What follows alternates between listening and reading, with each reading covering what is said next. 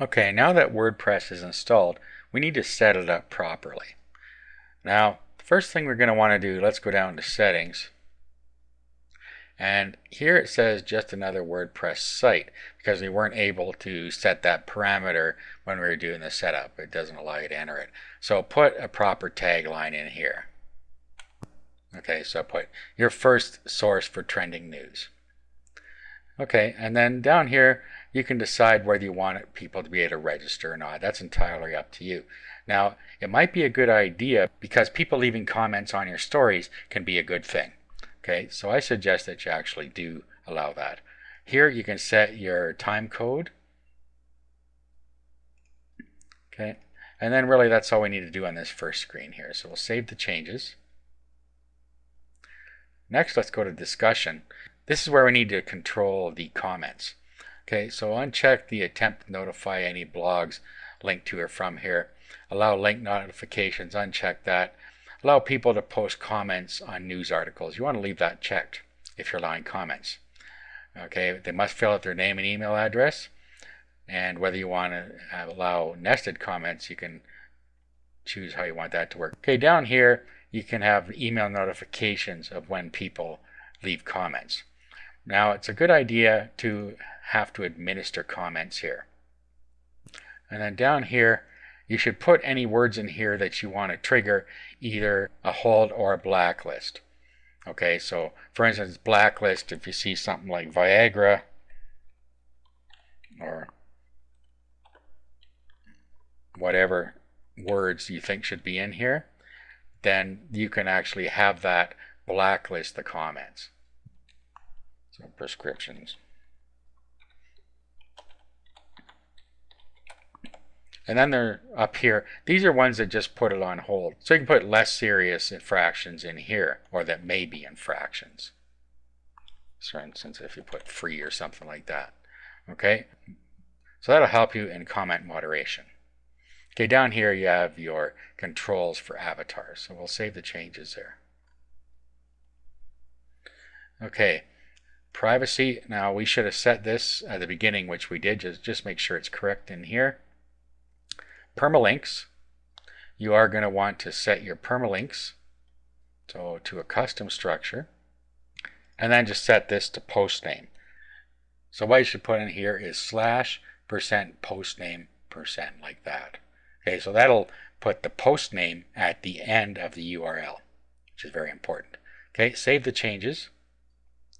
Okay, now you'll see here that is telling us we need to change the htaccess file. And what we can do is just add this in there. Just grab all the text in here, do a copy, and then add it into the htaccess file. An easier way to do this would be to change the permissions of the .htaccess file so it's writable. So to do that, let's go back to our control panel. Let's go to File Manager. And then let's find our .htaccess file. Now, if you don't have an htaccess file called .htaccess, what you can do is create a new file. Just click on New File here, and then just call it .htaccess like this, and that's fine. It'll be in public HTML. Create a new file. I'm not going to do that because I know that I do have an htaccess. So if you don't have one, this is how you can create it. Then you can follow the instructions that are coming up now. So roll down till you find it here. It'll be right after all the folders that we have in here. There it is. Okay, then what we want to do is change the permissions. Right now it's 644. What we want to do is make it 666 by checking these two boxes. Okay, change the permissions. Now let's go back to permalinks and save the changes. Okay, it updated that for us. Now let's go back, and we'll actually have to back out of this. Go back to our cPanel here and go right back into File Manager. Find .htaccess again. Click on it. Change permissions back to 644. Like that. and everything's good. Now if you don't see htaccess here, it's because you don't have hidden files turned on as visible in your file manager. Okay, so we now have our permalink set up for us. Okay, now the next thing we're going to want to do is we're going to want to change the appearance. We want to have a theme that is a news theme. Okay, so what we're going to do is we're going to add a new theme.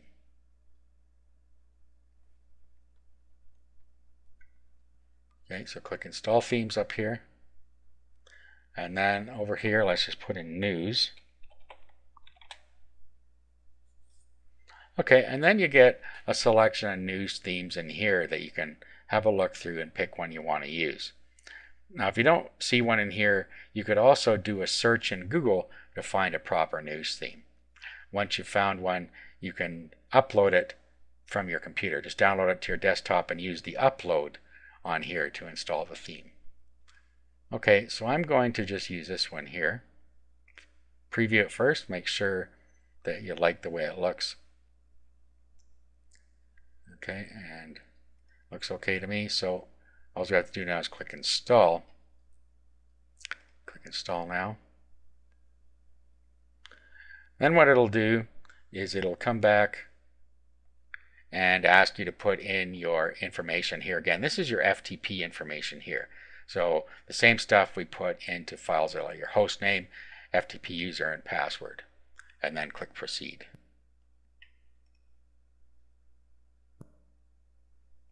Okay, and then when we click up here, our theme should have taken place, which it has.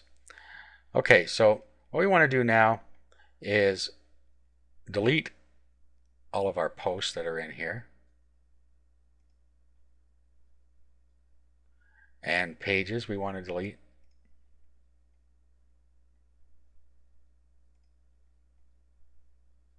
Okay, now our blog is all ready to start using. All we have to do is start adding content on it. Now before we start adding content, we need to do some research on what to add here. So we'll go over that in the next video.